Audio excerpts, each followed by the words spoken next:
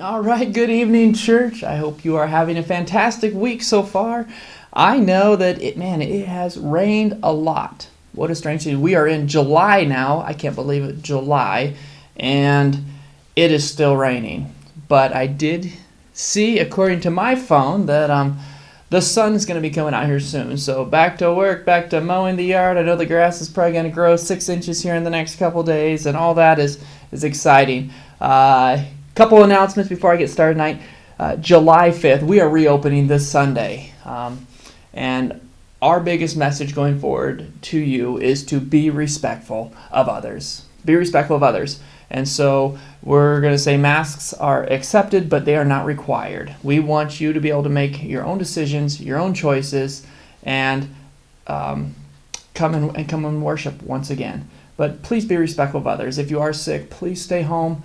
If you feel you might have been sick, wear a mask to protect others. If you're not sick, come and enjoy being around. Come and enjoy partaking. If you're still trying to social distance, that's fine too. We're going to continue to do stuff online, and it's going to be great all around. I'd love to hear from you. Feel free to call the church. Feel free to email us at countrychurchoftheopenbible@gmail.com, or just write a letter. We'd love to hear you. From you. And so, we miss you. Can't wait to get everybody back together. We do want you to stay safe. So if you are still worried about it, it's okay. But we are going to reopen the church and this Sunday and have a great time. We're going to do a barbecue afterwards as well. We're going to provide everything and do it as safe as possible. But the one thing I do want to promote you to, if you are looking for a way to get out that you feel safe, is we are praying at the church every Sunday night from 6 to 7. 1 hour of prayer. We're opening up the entire building. You can just kind of wander through and just pray for the Lord's will. And it's been such a time of refreshing. And so I encourage you, if you are looking, if you'd rather just come to something smaller like that, come to the prayer service, be a part of that, and it'll help get you kind of around people in a safe way as well. But really just help us pray in what God's doing. So here's what I want to do tonight and for the next few weeks. I'm going through a book right now. It was given to me from Bill in our church, and it's 10 Pillars of Biblical Leadership. And so what I want to do is I want to take a look at, he's broken down different leaders throughout, examples through the Bible and through the Word of God. So I want to go through these tonight, or through one of them kind of for the next few weeks here. As we become leaders and better leaders, a leader never stops learning. And it's important to know that whether you're a pastor of a church, or you're a head of a children's program, or maybe you have a job where you're in leadership at your work, or wherever you're around, whatever you're doing, as a leader, we're constantly learning and constantly trying to improve. So today, the first leadership trait we're going to learn and talk about today is servant leadership, and it's modeled by Jesus. Now there's a good one, right? Servant leadership. So I want you to ask yourself this question, or those around you: if Jesus was your boss, what would he do? How would Jesus lead? Now we can learn a lot from Jesus in the Bible. We study him and we look at, but really Jesus was a servant leader. Jesus helped serve others. And so what I want to talk about, one of the scriptures says, "For the Son of Man did not come to be served, but to serve and give his life as a ransom for many." Now, servant leadership, it's like an oxymoron, okay? It's similar phrases such as like jumbo shrimp or military intelligence. Many times we think of a good leader as the man in charge. And so, as I want to read a story out of the Bible before I keep going through this, and it really shows and models who Jesus was and how he really took on this servant leadership, because we know Jesus was God in human form, in man flesh, right? And so Jesus comes down and he starts calling disciples, and he has them around them, and then he sits them down at a table and he takes on the role of a servant, the lowest role. Now this is found in John chapter 13, and we're going to start in verse 5. So John chapter 13, verse 5, and I love this story, and it really shows and epitomizes who Jesus was and who his heart really was, and also the confidence in his leadership, because remember, he was God. So here we go. John chapter 13, starting in verse 5, says, "Then he poured water into the basin, and he began to wash the disciples' feet and to wipe them with the towel with which he was girded. So he came to Simon Peter. He said to him, Lord, do you wash my feet? Jesus answered and said to him, what I do you do not realize now, but you will understand hereafter. Peter said to him, never shall you wash my feet.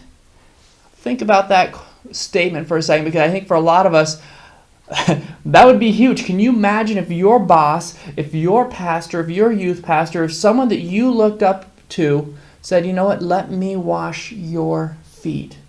Let me serve you. And serving others goes a long ways in leadership. And if Jesus modeled, it's something that we need to learn. And Jesus answered him, says, if I do not wash you, you will have no part with me. Simon Peter said to him, Lord, then wash not only my feet, but also my hands and my head. Jesus said to him, he who has bathed needs only to wash his feet, but is completely clean. And you are clean, but not all of you.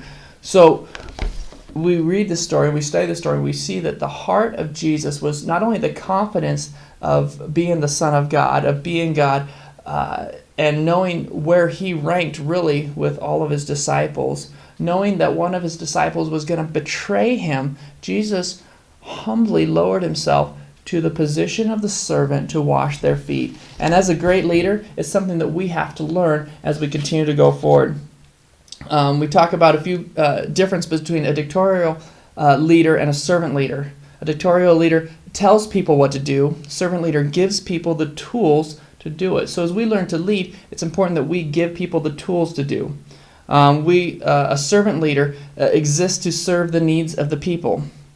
An important thing about a servant leader as we learn to become better leaders is that people are valuable and important.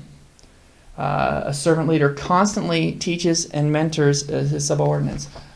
He's always mentoring them. That's something Jesus did. Jesus was around his disciples constantly. Jesus showed them everything that he was going through. He was constantly modeling and teaching them. A servant leader produces a more sustainable organization. So if we're learning leadership qualities from a servant leader, it's not that we're just looking at what we can accomplish right now. We're looking at how we can extend that down the road. We're constantly making new disciples. We're constantly working ourselves out of a job is one of the best terms I've heard. And we're developing leaders. It actually takes a strong, confident individual to be a servant leader. Because if you're not willing to serve, it can be seen as a sign of weakness. It can be if you lack confidence, then you won't serve others because you're afraid someone else might take your position. So as we grow in servant leadership, we understand that we have this confidence of who we are and where we are, but it gives us that ability to serve, and Jesus is a prime example of that. A servant leader wants to build something, and how do we do this? One of the first things we do is we have to provide vision. And so wherever you are, in whatever position God has placed you to lead and be a great leader, are you providing vision? Here's a quote from Joe Namath. It says, to be a leader, you have to make people want to follow you, and nobody wants to follow someone who doesn't know where he's going. That's from Joe Namath, right? We have to provide vision. People want to know that you as the leader have an idea of where you're headed. And that's something that we constantly have to work on. Jesus knew how to do this. Now, different visions lend themselves to different strategies, but the important thing is to provide vision. So I cannot cannot express this enough. You have to provide vision for the people you're working for. They need to know that you know where you're going, and if God has called you there, make sure that vision is clear and precise to each one of the people God has brought around you. When providing vision, it's important to be honest about tough times that lie ahead. Okay, our job as a leader isn't just to say, hey, it's all going to be easy, it's all going to be just fine, it's all going to work. It's to be honest that, there is going to be some difficult times down the road. Jesus, when he told about his disciples, he didn't say, hey, guess what? It's all going to be easy. You follow me, and you know what? You're going to be rich, you're going to be wealthy, people are going to love you, everybody's going to listen, you're not going to have any problems. No, he said the opposite. He said, if you follow me, you're going to have to take up your cross daily. You're going to be put on trial. You're going to be beat. Some of you guys are going to be martyred. Now, are we signing up for that? Jesus was very honest in the direction, but he also knew that, listen, part of this vision is that if you do this, I will claim you in front of my Father in heaven. I'm preparing a place for you. And so all of this is that it's not because it's easy. Vision isn't telling people what they want to hear. Vision is telling people where we're going and being honest with them to get there. Another thing, not only casting vision, it's about teaching. A servant leader is constantly teaching. People need a leader who will teach them what it takes to succeed. Okay? So not only are we sharing a vision and we're giving direction of what we want to accomplish and where we're going, you also need to take time to teach people how to succeed in getting there. And not that we know all the answers, but it's understanding that, listen, if you're a youth pastor, or you're a children's pastor, or you're a music pastor, or you're in charge. I used to be a roofing foreman, and I used to be a lead install for fireplaces, and all these things. Is that if I teach people how to do it, then I don't have to do everything. You have to teach them the right way to succeed in what we're trying to accomplish, but they have to know what the end goal is and the little steps it takes to get there. So servant leadership is constantly about teaching. Jesus was constantly teaching. He was constantly looking for opportunities to teach his disciples everywhere they went. If an opportunity arose, he stopped, he paused, and he said, this is a learning moment. Jesus used real-life examples to teach impromptu lessons as they presented themselves. And the same thing goes with us. And this is something I'm working on getting better. And even had someone share with me, he's like, listen, when something happens in church service, don't miss a teaching moment. Don't just skip right over it because you have an agenda. Don't miss a teaching moment. So it's something I'm working on. It's something that as we become better leaders and servant leaders, we don't just skip over for our own agenda teaching moments. So take those time. We should have deliberate growth plan for our employees. We should also know our employees well enough when impromptu opportunities present themselves. So it's important that as a servant leader, not that we're best friends with all of our employees or the people that we're supposed to be leading, but we should know them. We shouldn't distance ourselves. We have to have that confidence to know them and to be able to lead them and also have a way to help them grow. The leader has to lead. Empowering. Next thing. So empowering is that we need to maximize the abilities of the people around us. I know there's a couple different strategies we can say, well, I'll just take and, you need to work on this area to get stronger. I found a better solution is you put people in the right position to succeed and everybody wins. The whole company grows if people are in the right position. And so, but that doesn't always happen that way, right? Great leaders have enough self-confidence in their own abilities that they are not intimidated by another strong person around them. I remember reading a book, the Steve Jobs story by Walter Isaacson, I think it was. And I love they talk about type A people like being around type A people, which means if you work hard, you expect the people around you to work just as hard as you. And so for a great leader, you have to have confidence that either God has placed you there or that you are there for a reason. And you can't be intimidated by other strong personalities that come around. You should actually almost encourage and thrive for them because of the confidence you have in where you are. Don't be intimidated by other people if God has called you to be the leader. And people will respect that. I guarantee people will respect that. Strong leaders want the person that they're serving under to be a strong leader. Because if they're not, it makes it really difficult to follow someone who doesn't know where they're going. So if you're in leadership and want to improve in your leadership, you need to be that strong leader and take that responsibility. I love on this. I underlined this as well. We need to empower people in areas where I knew they would succeed. I cannot stress it enough that as a servant leader, not only are you modeling and knowing your people and knowing your employees, but you are putting them in places to succeed. Don't put the wrong person in the wrong place. If someone is not good at talking to people, don't have them be the face of the company. Don't have them be the secretary that's the first thing people see. If they're not friendly, put that person that's naturally loves to talk and can get things done. If someone's not organized, don't have them planning the calendar. See, all these different things. It's not just necessarily about just training them to get better in their weaknesses, but I think using them in their strengths and then having them develop their weaknesses outside of work or later. Encouraging. It's so important as a great leader, you continue to encourage others. As a leader, I don't want to find myself doing all the work. I know that we are going to be a stronger church. We're going to grow better if I can get more people involved. If each person finds where they plug into the church, then the church will succeed more than if I try to do every single thing. a servant leader. Continue to encourage those underneath of you. Protecting. And one of the main things I see, especially for great leadership, especially that Jesus did, is he protected his disciples underneath of him. He stepped in front. Sometimes when the Pharisees started to attack the disciples, Jesus diffused all that. And a great leader, you know what? They give credit to everybody else, and they take the blame for the failures of what's going on. They step in front, they buffer their employees, and their employees will follow you for doing that. Take confidence in that. It talks about Jesus intervened on their behalf. And the same thing should come from us as we continue to be great leaders. Unexpected characteristics of a servant leader. I just got a few more here I want to work on. It says, the fears of the servant leadership are that people take advantage of your kindness.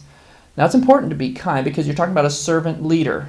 You're talking about a leader who is willing to serve.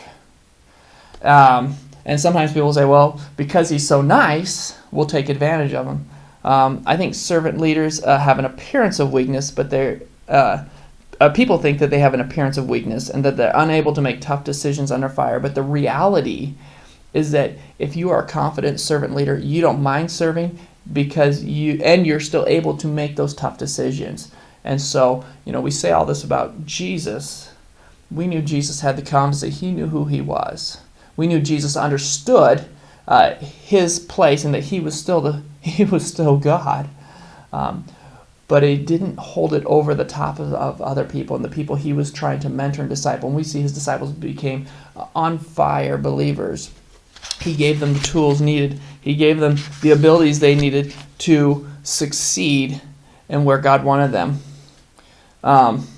Another quote here, this comes from Helen Keller. It says, the only thing worse than being blind is having sight and no vision.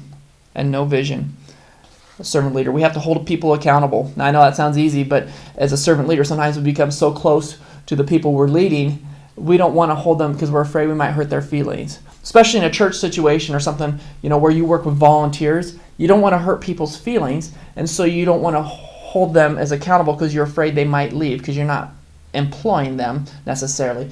But I will tell you, when you work with volunteers, they want to know that you know what you're doing. And everybody wants to be held accountable. We're going to try to find where that line is. And so if you don't hold me accountable, I'm going to get lazy or I'm going to think that you don't care. And it's going to be hard to follow that. And so as tough as it is, we do need to hold each other accountable. And people will respect you for that.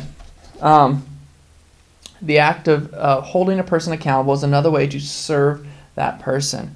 Requiring someone to be on time, requiring them to be punctual, requiring people to do what they said they were going to do. Oh man, I was trying to get through this in a fair time. Just a few more here. Has high expectations. Servant leader, Jesus set the bar high. Jesus set the bar where people knew what they were headed for. It gave them something to strive to do so much more. The phrase improvise, adapt, overcome. I laugh because that was a little Heartbreak Ridge that I remember a movie from Clint Eastwood and Stitch Jones, and we watched that so many times when we were young. I don't even think it was appropriate. I'm not sure how I watched it so many times. I think we had an old TV version or something, but we quoted so many movies out of that. But this term improvise, adapt, overcome is something that a servant leader we want people to be able to improvise, adapt, overcome, because if you're in business, if you're in church, if you're in any sort of leadership, things don't always go like you drew them up on paper. Sometimes we have to be able to adapt and overcome. We have to be able to call an audible. We have to be able to make changes. Think about this. How successful would we be in business, in the business world, if failure simply wasn't an option? How successful would you be if we decide, listen, failure, this isn't, that's not even an option. Not making it is not an option. We're going to figure out a way to get there. This vision that was casted, that as a leader we cast, we have to understand that if this is what God has called us to do, then all the distractions, failure can't be an option. Giving up, quitting can't be an option. We have to understand that if God has called you to do something, especially in the church world or the spiritual world, that if God has called us to do something, then then we can't just give up and quit. We have to find a way to succeed in what He's called us to do. In a business world, someone might give you a job description or give you a task or a goal, and you can't just say, well, it seemed too tough, and I called so-and-so, and it just didn't work out. I guess we can't do it. That's not an option. And I tell some of our staffers, like, only give me the good news, but, you don't tell me why we can't do it. Help me find out how we get there. Okay, and so working through those solutions is important. I'm going to close with this. A servant leader does not just defer to other leaders. As you grow in leadership, as you continue to find better ways to lead, it's important that you don't deflect. And if there's one thing that I want to encourage you tonight, in developing stronger leadership, is that you protect the people underneath of you. You protect them. You teach them. You mentor them. You use teachable moments, but you protect them. And this is something that Jesus did. He took the lowest position around the washing of disciples' feet, the washing of people's feet, which seems gross, and Jesus took that position. The creator of the world took that position. Unbelievable. And if Jesus can do it, so can you. If Jesus can do it, so can you. Walk in that confidence as you become a better leader. Walk in that confidence that if God has placed you there, God has called you there, walk in that confidence that He will help you get through. Failure is not an option. Don't give up. Don't quit. Don't find the easy way out, but keep pressing on, keep going through. And I know God will help you become a better leader. Next week, we'll keep going on. I think next week says it's Nehemiah.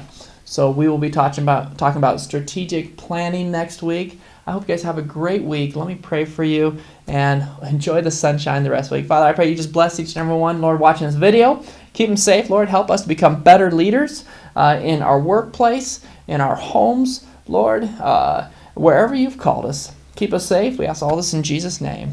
Amen. God bless.